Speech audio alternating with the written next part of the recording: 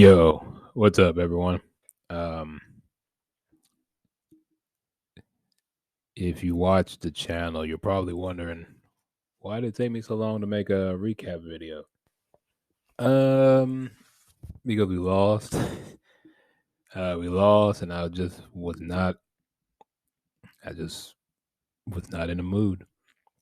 Not only did the Commanders lose, but the Ravens uh lost as well. So I really wasn't in much of a recap mood.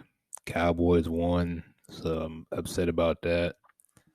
Uh, Notre Dame finally won a game, so I was a little excited about that. But overall, this weekend was pretty meh for me. But yeah, I'll just go through it real quick, just to recap. So we lost 36-27 to Detroit. Jared Goff actually looks really good right now. Um, 20 for 34, 256 yards, and 4 touchdowns. No interceptions. A very well, his QBR says 54, but I mean, if you have to watch the games, I, you really can't go much off of, I guess, QBR. Because QBR is like what out of 100, right? So QBR out of 154 is like middle of the pack, but his rating is 121.7. So I'm not sure how that goes together. Because then you got Carson Wentz at a 53.6 in the 99 rate. I don't QBR. I never understand because there's too many variables that go into deciding um, what makes that number.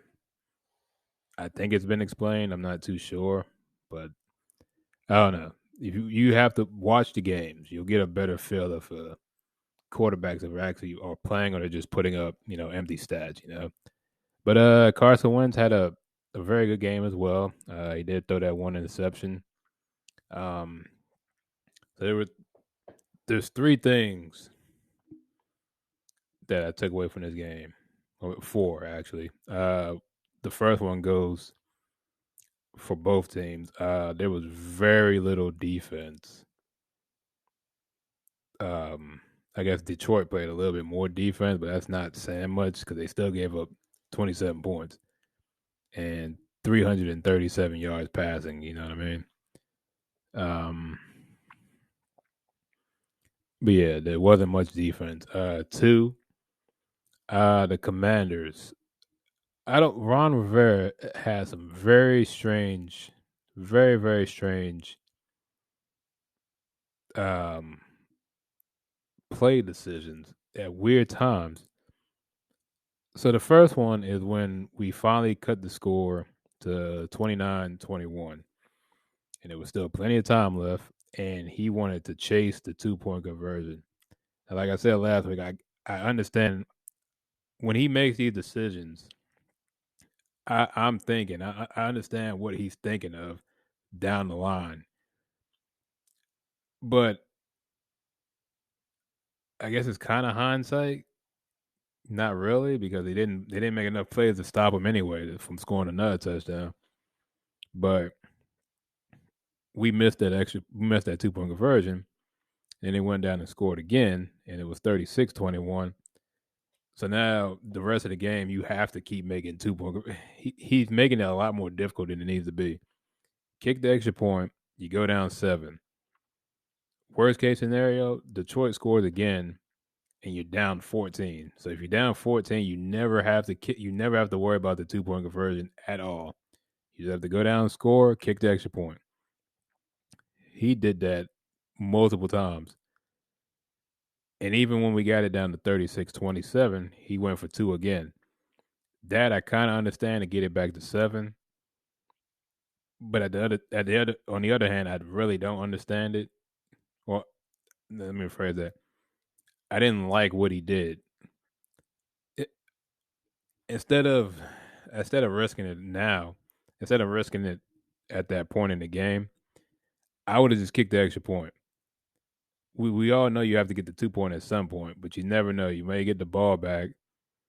You don't want to keep digging the hole because now it's a 9 point game. You kind of there's no more 2 point conversion. It's basically you got to score and get the ball back again. So you're trying to fit multiple possessions into a game that's already pretty much, it's pretty much, um, there's not enough time left to get 2 extra possessions. So that was one thing. That was the second thing. Third, we have very weird patches of games this season where we'll either shut down or we don't start or we don't really start fast. Now last week we came out strong and we kind of went really silent for like a good quarter and a half until we picked it up in the third and fourth, like the end of the third and the fourth quarter. And I'm looking at it, I'm thinking to myself after this loss, if we had played a more experienced team last week, we would have lost because they wouldn't have let us off the hook.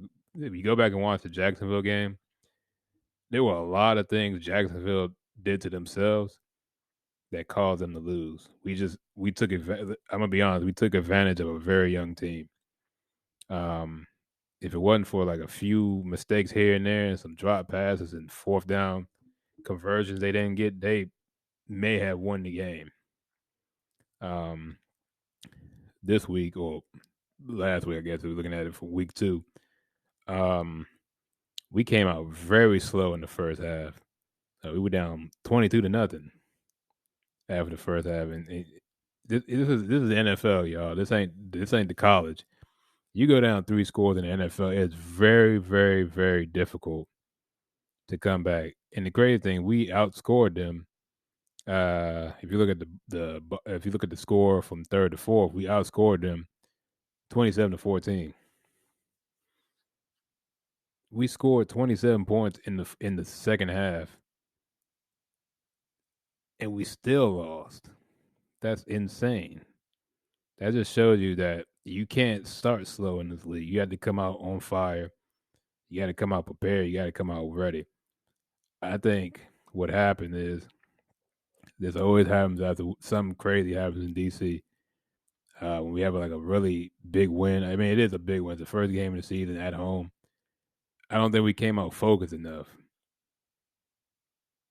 And there was an article or something or some kind of notification I got. They said Detroit was actually they were favored in the spread for but the first time in like what did they say, like 30 some games. It's been like 30 some games where they weren't the underdog, and it just happened to be against us. Um, yeah, this is just that's just unacceptable, man. We gotta put quarters and halves together. We put quarters and halves together. We have a very good offense from the last 2 weeks. I mean, we can put up some points, but it's turnovers and slow starts that hurt us, man. And then defensively, we gotta stay focused. We gotta play a whole 4 quarters of football. So yeah, and I said 4, right? So there was 4. I think it's just 3 things for that I really took from this game. I guess 4. For me, I don't think there's a 4th thing I can really take away from this game. No, we can. The running game. We are very one dimensional. Um, I mean, Detroit didn't do much better running, but they had a lot more yards, and if they outrushed us by 100 yards as a team. So I mean, we gotta fix that. We gotta find a guy that's he's got Antonio Gibson has to give more. 14 carries for 28 yards. He's averaging 2 yards a carry. unacceptable, man. Unacceptable. We gotta fix that. Um, yeah. So those are my four things. That's my four. Those are like my little recap of the game. Next week we play. Oh, we play the Eagles. It's in DC. Well, what is it now? Laurel? It's not Landover. It's Laurel. FedEx Field.